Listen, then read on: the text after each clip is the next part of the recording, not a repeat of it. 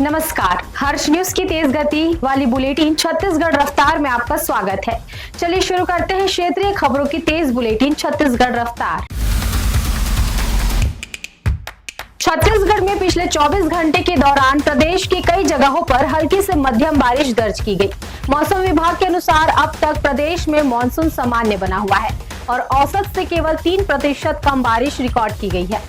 भारतीय मौसम विभाग के अनुसार अगस्त सितंबर 2026 में देश भर में सामान्य से कम बारिश होने की संभावना है।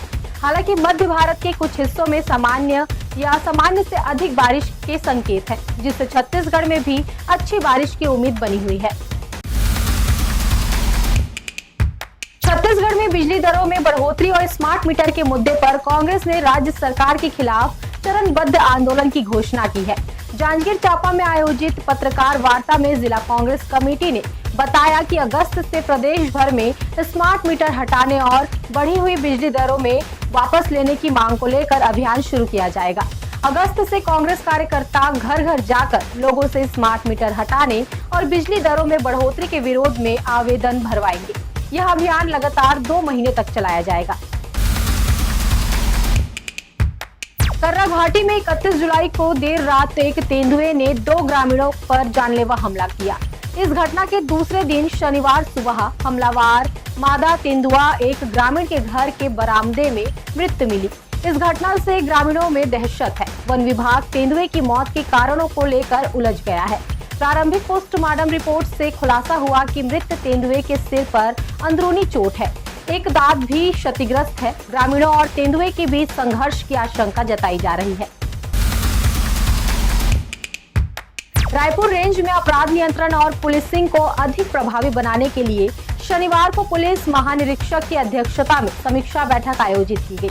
बैठक में रेंज के सभी पुलिस अधीक्षक, अतिरिक्त पुलिस अधीक्षक और राजपत्रित अधिकारी शामिल हुए। इस दौरान लंबित मामलों की समीक्षा के साथ वित्तीय अनुसंधान, संसाधन प्रबंधन, साइबर अपराध और ट्रैफिक व्यवस्था को लेकर विस्तृत चर्चा की गई।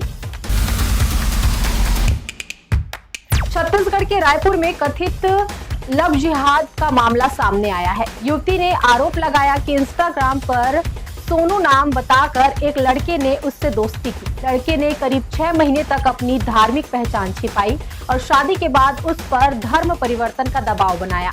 युवती का दावा है कि विरोध करने पर उसके साथ मारपीट की गई, मंदिर जाने और हिंदू त्योहार मनाने से रोका गया, बुर्का पहनने और नमाज पढ़ने के लिए मजबूर भी किया गया।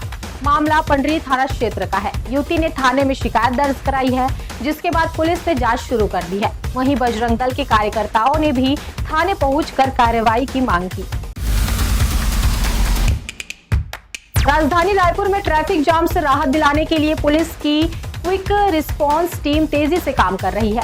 दक्ष कंट्रोल रूम की हेल्पलाइन पर जैसे ही ट्रैफिक जाम की सूचना पहुंचती है, संबंधित क्विक रिस्पांस टीम को तुरंत मौके पर रवाना कर दिया जाता है। पुलिस का दावा है कि टीम औसतन 5 से 8 मिनट के भीतर घटना स्थल पर पहुंचकर यातायात सामान्य कर रही है। अब तक हेल्पलाइन पर मिली 88 शिकायतों का सफलतापूर्वक निराकरण किया जा चुका है। मुख्यमंत्री विष्णुदेव साय ने केंद्र सरकार द्वारा राज्य को अग्रिम कर हस्तांतरण के निर्णय का स्वागत करते हुए कहा है कि यह प्रधानमंत्री नरेंद्र मोदी के नेतृत्व में सहकारी संघवाद की भावना को सशक्त बनाने वाला ऐतिहासिक कदम है।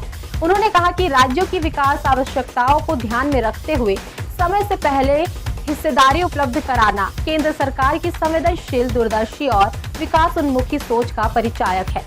मुख्यमंत्री साय ने कहा कि छत्तीसगढ़ को अग्रिम कर हस्तांतरण के रूप में 3602 करोड़ की राशि प्राप्त होने से प्रदेश में अधोसंरचना विकास, जन कल्याणकारी योजनाओं तथा विभिन्न विकास परियोजनाओं के क्रियान्वयन को और गति मिलेगी।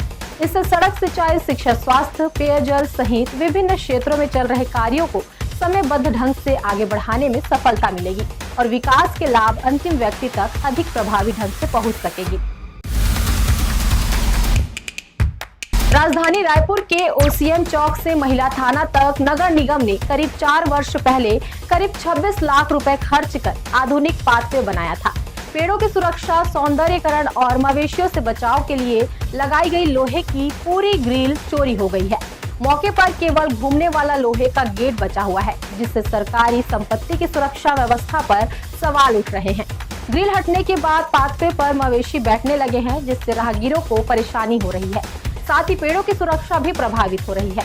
स्थानीय लोगों का कहना है कि ग्रिल चोरी होने के बाद अब तक ना नई ग्रिल आई है और ना ही सुरक्षा व्यवस्था मजबूत की गई है। छत्तीसगढ़ रफ्तार की आज की बुलेटिन में बस इतना ही। अपने आसपास की खबरों से जुड़े रहने के लिए हमेशा बने रहें हर्ष न्यूज के साथ। नमस्कार।